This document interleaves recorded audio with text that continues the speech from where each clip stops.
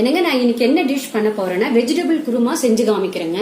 இந்த குருமா வந்துங்க புரோட்டாவுக்கும் சப்பாத்திக்கும் அவ்வளவு நல்லா இருக்கு. ரொம்ப ரொம்ப ஈஸிங்க. அதை நான் எப்படி செய்யறேங்கிறத இந்த வீடியோ முழுவதும் செஞ்சு காமிக்கிறேங்க. வாங்க வீடியோக்குள்ள போகலாம். இந்த குருமாவுக்கு தேவையான பொருட்கள் வந்துங்க, கேரட் ஒரு கப் எடுத்து வச்சிருக்கிறேங்க. அதே அளவு பீன்ஸ் ஒரு கப் எடுத்திருக்கிறேன். 2 நாட்டு தக்காளி எடுத்து கட் பண்ணி வச்சிருக்கிறேங்க. தேங்காய் துருவல் வந்து 4 டேபிள் ஸ்பூனுங்க.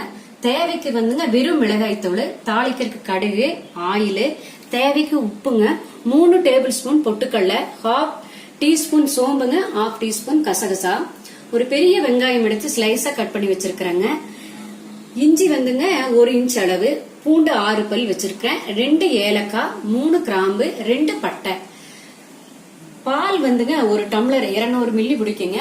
ஒரு டம்ளர் எடுத்து காய்ச்சி வச்சிருக்கிறேன். இந்த பால் எதுக்கு குருமாக்கு சேர்க்கறதுன்னாங்க, இந்த குருமாக்கு டேஸ்ட்டுமே திக்னஸ் கொடுக்கறதே இந்த பால் தாங்க. அதுக்கு தான் நம்ம பால் சேர்க்கிறது. ஃபர்ஸ்ட் என்ன பண்றீங்க அப்படின்னா, கேரட்டையும் பீன்ஸையும் ஒரு 5 நிமிஷம் வேக வச்சு எடுத்துக்கோங்க. உப்பெல்லாம் ஒன்றும் போடாதீங்க. 5 நிமிஷம் மட்டும் வேக வச்சு எடுத்தா போதும். குருமாவுக்கு மசாலா ரெடி பண்ணிக்கலாங்க. பச்சையா தான் போடணுங்க, வறுக்க வேண்டிய வேலையெல்லாம் இல்லை. பாருங்க, எல்லாம் போட்டுக்கலாம். இஞ்சி, பூண்டு, ஏலக்காய், கிராம்பு, பட்டை, தேங்காய் துருவலுங்க, பொட்டுக்கடலை, கசகசா, சோம்பு எல்லாம் நைஸா அரைச்சு எடுத்துக்கலாங்க. மசாலா அரைச்சு எடுத்தாச்சுங்க. காயும் வேக வச்சு எடுத்து வச்சாச்சுங்க. இப்ப என்ன பண்றேன்னா, குருமா தாளிச்சு விட்டுறலாங்க. ஃபேன் காஞ்சிடுச்சுங்க. ஆயில் ஊத்திக்கலாங்க. கடுகு போட்டுக்கலாங்க. கருவேப்பிலை, பெரிய வெங்காயம் போட்டுக்கலாங்க. நல்லா வதக்கிக்கலாங்க. வெங்காயம் பொன்னிறமா வதங்கியாச்சுங்க. இப்ப என்ன பண்றாங்க, நாட்டு தக்காளி எடுத்து வச்சிருக்கோம் இல்லைங்களா, கட் பண்ணி அதை போட்டு வதக்கிக்கலாங்க.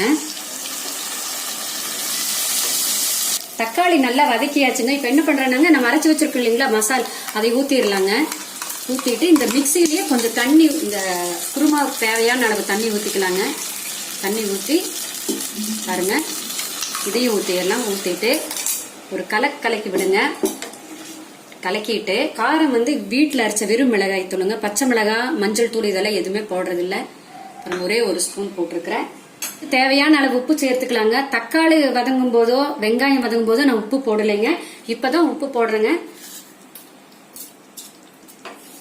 இப்ப நம்ம வேக வச்சு வச்சிருக்கிறோம் இல்லைங்களா, அந்த காய் இதோட சேர்த்திடலாம்.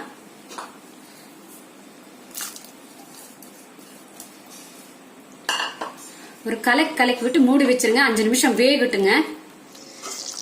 பாருங்க, குருமா தாளிச்சு விட்டு 5 நிமிஷம் ஆச்சுங்க. குருமா ரெடி ஆயாச்சு. பாருங்க, மனம் எல்லாம் அவ்வளவு நல்லா வருது. பாருங்க எப்படி இருக்குன்னு பாருங்க. இப்ப என்ன பண்றோம்னாங்க, நம்ம பால் எடுத்து வச்சிருக்கீங்களா, அந்த பால் இதோட ஊத்திடலாம். பால் ஊத்திங்க, ஒரே நிமிஷம் மட்டும்தான் அடுப்புல இருக்கணும். இப்படி ஒரு கலக்கி விட்டுருங்க. அடுப்பு சிம்மில் வச்சுக்கோங்க. பால் ஊத்தி 1 நிமிஷம் ஆயிடுச்சுங்க. அடுப்பு ஆஃப் பண்ணிடலாங்க. பாருங்க, மல்லித்தலை பொடியை கட் பண்ணி வச்சிருக்கோம் இல்லைங்களா, அதை போட்டு விட்டுறலாம். இவ்வளவுதாங்க, வேற எதுவும் போடுறது இல்ல. பச்சை மிளகாய், வரமிளகாய், மஞ்சத்தூள் இதெல்லாம் எதுவுமே போடக்கூடாதுங்க. குருமா பாருங்க அவ்வளவு நல்லா இருக்குது. கலர் பாருங்க எப்படி வந்திருக்குதுன்னு.